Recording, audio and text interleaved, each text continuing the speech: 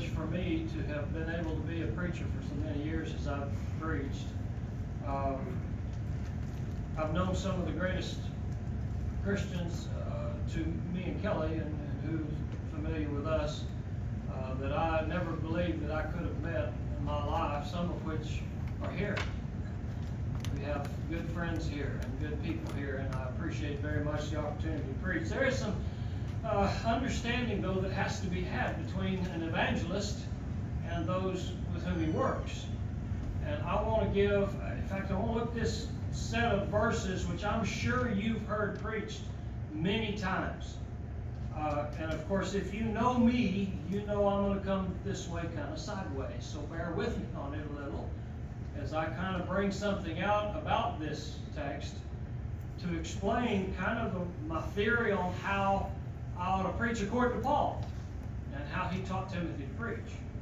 It's a kind of an anomaly I think some people miss, because I know everyone has ideas about what a preacher should be or what an evangelist's work is. I don't know how many have spent lots of time reading and studying in the Bible as to how the Bible describes it. But in this particular context here, there's a lot given as to what we're doing as preachers and why I do what I do sometimes. And so I just wanted to give an insight into what you can look forward to, if that's what you would call it. Part of the reason this kind of came up and was stuck into this position is within a month I'll have been here 2 years, and I have thoroughly enjoyed and grown very close to so many people here. And with that comes a great camaraderie and a love for the membership. And then, as my wife can tell you, because she's been with me 46 years, once you really get to know me, I can be a pain. But sometimes that's a good thing, okay? And I want to try to defend that part of it. What I'm going to do is I'm not going to start at verse 1. I'm going at this sideways, so I'm going to start all the way down verse 3, in the middle of everything. And I want to point out the job that an evangelist has and why he has this job and how he can become most effective with it. If you'll notice, one of the warnings Timothy is given here is that he ought to preach, but he's got to preach because, and here's the reason you preach, the time will come when they won't endure sound doctrine. And that is the case with all of us. If you study personally, it is a struggle to sit and read something that you have not done, if you've not believed, you've not understood for most of your Christian life, and so the minute you read it, you go, oh, what was I thinking? And you change in an instant, right? No. There's a learning curve even on a personal level. It's even more so with a body of Christians when we've done things certain ways and it's worked. There is the begging of the question, why do we change it if it's already working? Well, sometimes it doesn't really work, and we may have deluded ourselves into believing it does. And what happens is that you start bending off on a curve, and pretty soon you end up with things that we're doing or saying or teaching or believing that are not found in the book. One of the things that a preacher is supposed to do, an evangelist is tasked with, a charge, according to Paul to Timothy, is to keep people on track. And of course, you know that anybody that is in that position just loves telling people, hey, come on, get back on track. I've never understood how drill instructors did it. They spent their whole time in boot camp with us guys trying to keep us on track. And there was 40 guys, 50 guys there, and it was a challenge because there was always one guy in the bunch that just wouldn't march in step. I mean, they just always won. And that's the one you've got to ride his case a little to keep him back in and get him in track. One of the jobs of an evangelist is to keep people on track. The sound doctrine that needs to be taught and heard. I had an interesting conversation just previously this morning with an individual talking about a congregation in which he'd been worshiping and saying, you know, I don't know how they got where they are, but part of it was they weren't taught. And that was a generic statement that implied they weren't taught the Bible and what the Bible teaches and why we follow the Bible. And so one of the things Timothy is told here, you need to preach because people will not endure sound doctrine. And I think that's kind of interesting because it's almost backwards. The warning is, you do this because here is the natural inclination of people to slide away from something. And so we've got to be reminded and put back on course. You know, there's a reason the Lord has commanded us to meet every first day of the week. I mean, why couldn't we just meet once a year and that'll do? Because, hey, we got together, we did everything right, so that'll work for a year. Because God created us, He knows better. He said, no, you need this every week. You need this. You need this encouragement. You need this reminder. You need to be strengthened. Maybe, as he talks about here, you need to be reproved. Maybe you need to be rebuked as well as exhorted. But that's the job of an individual who is going to be a preacher. I feel, and of course, it always boils down, the buck stops at the eldership. The eldership isn't pushing the guy to teach the truth, and it's the eldership problem. But it is also, and I've seen in many congregations, a preacher try to get away with as much as he can and get a following to where pretty soon the elders don't count anymore. They're all following the preacher, and he gets to take the church in whatever direction he wants to. That should never happen. We always stick with sound doctrine, because when people decide they don't want to hear what needs to be said, he talks about it here in the 3rd verse, itching ears, they heap to themselves teachers, having itching ears. They want someone to tell them something that scratches that itch. Now let's think about it, because when you look at what Timothy is told to preach, he's told to preach 3 different categories, or in 3 different categories of preaching type. But you look at the 3 categories, and it's reprove or convince, rebuke, which is not pleasant, and exhort. Exhorting is building up. So the 2 of the 3, I think I would be safe. 66% of my sermons were negative sermons. Sermons telling us we need to live better. We need to quit doing this. We need to do what's right. Now, there's not a lot of churches that will tolerate that, unfortunately, in this day, in this era. But sometimes we need to hear those things that are most unpleasant. And the reason they want these is they'll turn their ears away from the truth and turn aside to fables. This is not a new thing. I want to run back to Isaiah and look at Isaiah, the 30th chapter. It's not a new thing with God's people. And let's remember, that's who we're talking about right now. We're not talking about the heretics. We're not talking about those who are lost innocently, don't know, they're just ignorant, don't know the truth. We're talking about individuals who are God's people, know they're God's people, and know something is required of them. And here's the attitude that Isaiah was dealing with. Follow with me in Isaiah 30, verse 8. Now go, write it before them on a tablet, God's telling this prophet, and note it on a scroll, that it may be for time to come, forever and ever. In other words, I'm teaching this, and this is going to be valid from now on.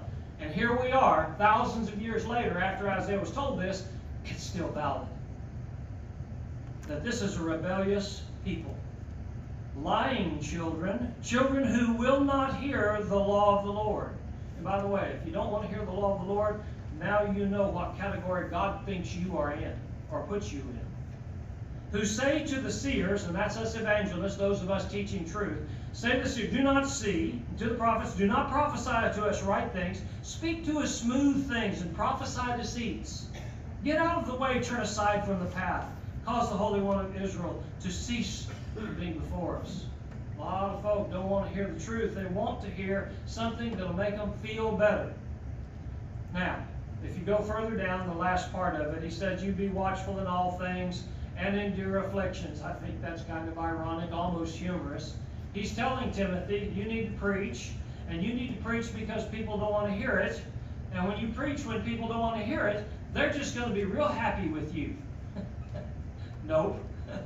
You need to be willing to endure afflictions.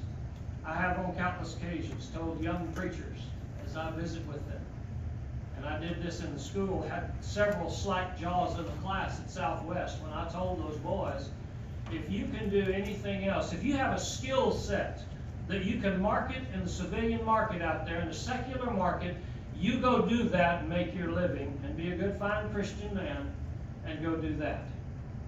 If you can do anything but preach, go do that and don't preach. We don't need guys in the brotherhood that won't work. You'll notice in the last part of verse 5, do the work of an evangelist. It's a work. It's not something you do because you don't want to work, as many preachers in this day and age have done. They don't want to work. They don't work 40 hours a week. They don't want to have a job where something's required of them. And so they'll go preach. They'll work 2 days a week, as the old saying goes, Now, we don't need those kind of guys. We need people who will work, and we need to have people who will stand up and say, I'm willing to take the abuse, and I'm willing to take the abuse because I love your soul, and I want you to know the truth. Now, if you go backwards, from these 3 verses as to why you're supposed to do this.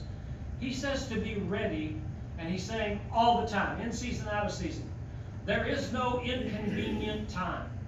I despise preachers, and I'm going to say this just straightforward, not referencing one of your favorite people or any of mine, but I'm going to say it right straight. I despise preachers who think their job is a 9 to 5 in an office. They don't understand the work of an evangelist. If you want more detail, I got lots. I've studied this some. I got lots of details about what a preacher's job is. Folks, it's 24/7, 365, and 66 on leap year. You are available always. That's the job you sign up for. And you need to have that kind of mentality or you're not going to make an evangelist. That's what that means there when it says, be ready in season, out of season, whether it's convenient or it's not. I don't know how many calls I've taken well past midnight and somebody just needed to talk. And of course, after we've talked a while, I'm going, couldn't that have waited till 7 tomorrow? But that's not the job. The job is to be ready in season, out of season. And what you're doing is trying with long suffering and teaching, trying to get people to hear the truth of the doctrine. And you'll notice Timothy is told to do this with the requisite that people are not going to want to hear it. And it's not a new problem. It's been that way forever. Now, here's the punchline. It's hard for somebody to listen to someone they don't know. It's especially that way in our culture. I don't know whether you've noticed it or not, but you know what used to be real effective, going up to people, there we go. Going up to people that's strange to you and just decide to talk to them and say, hey, what's going on? You don't normally get a very good response in this day and age. If you know somebody, it's a different animal. You can get somebody to come up to you and talk to you because you know them and you have a relationship between the two of them. But one of the things that I note when Paul wrote his epistles, do you ever see in Paul's epistles where he wrote to the, let's say, the Ephesians, and he talked about those old Corinthians over there and all the problems that they had? No, he did not. When he talked to the Ephesians, he talked to the Ephesians. When he talked to the Corinthians, he talked to the Corinthians about them and about what they had going. One of the things that will happen, and this is a natural course of events. I've been here a couple of years. I begin to know people. I know the church a little better. I love this church. I love the people here. I want to go to heaven with you. But what happens when you get to know people is you get to know things that can be done better according to God's Word. And that's what I will be preaching. And most of the works I've been in, my best results were after I had been a place a year and a half. That's when things really started going forward. Part of the reason is you learn who people are, and you know what they're about, you know what's going on in their lives. And with gentleness, delicateness, with all the love you can muster and exude as you speak, you tell people, folks, we can grow, we can get better than where we are right now. But here's what we need to change, and here's the parameter, here's the litmus test, here's the metric we're going to use to judge what we should do. Look at the book, and let's see what the book says we ought to do, and let's do that. As I begin this second year, after the end of this month, and going into the next month, my sermons will be more pointed toward the church here at Park Heights, as if they haven't been already. It's not been more than once that I've been told, it seems like you're picking on me. Well, I'm not picking on anybody. I'm preaching a truth that comes straight from the book about what we can do as people here in Park Heights to grow and be better. And that's my desire, that's my focus, that's my purpose in speaking and preaching. That's the work of an evangelist. Being watchful in all things, enduring afflictions, and doing the work of the evangelist to fulfill my ministry. It's a privilege and an honor to preach the Word of God, especially considering the fact that I'm nobody. All I am is a conduit for God's Word. But if I'm going to be effective like Paul, I'm not going to write an epistle to the Corinthians and talk all day about the Ephesians and what they ought to do and what they're doing wrong. Likewise, I'm going to teach and preach the truth in love. I'm going to speak the truth in love. I'm going to have my speech as much as I can seasoned with salt. We was talking earlier about that, and the fact is, if somebody's got a canker sore on their tongue, salt ain't so hot. It hurts. But that's not the issue. What I'm going to try to do is say as kindly and nicely as I can what we can do to grow. So, if you look at the text, the charge given Timothy was to do a job that would cause people to want to grow. And that's what I'm shooting for. But I can tell you this, the warning was given that you're going to have problems with people that don't hear the truth. You're going to have to endure afflictions, and all your sermons are not going to be positive. Okay, that's a given as part of the work. I'm up for it, and I do hope and pray the church here is too, because I do believe, in my heart of hearts, we are not looking at the crowd that's going to be here next year at this time.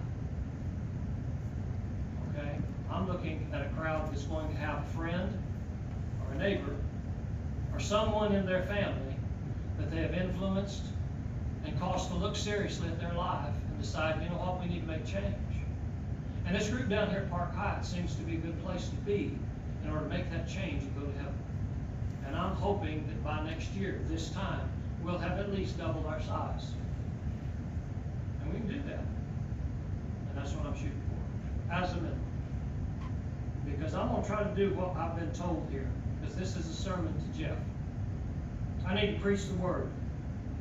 I need to be ready anytime to take on whatever problems or issues people have to help them understand better what God said, say, get to heaven.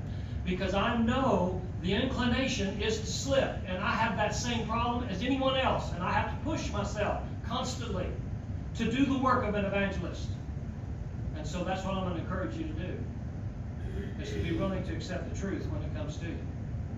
If I do make mistakes, and that's not it. Let's say, when I make mistakes, because I will, please come to me and let me know so that I can fix them. Because I'm not one whit better than any one of you. I guarantee you I have the same problems in a lot of ways as many of you do.